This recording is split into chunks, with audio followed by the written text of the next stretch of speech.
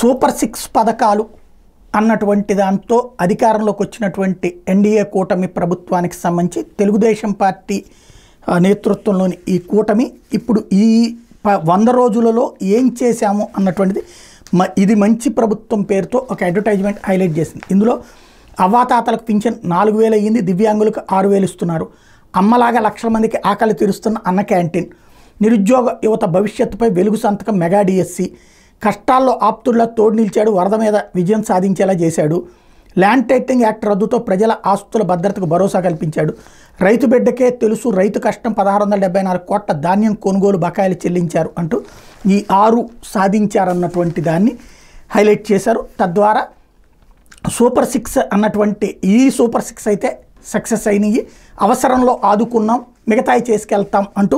అందుకే ఇక మీదట కూడా ప్రజల ఆకాంక్షలకు అవసరాలకు అనుగుణంగా కూటమి ప్రభుత్వం పనిచేస్తుందని చంద్రబాబు గారు హామీ ఇస్తున్నారన్నటువంటిది అడ్వర్టైజ్మెంట్లో ప్రకటన చేశారన్నమాట.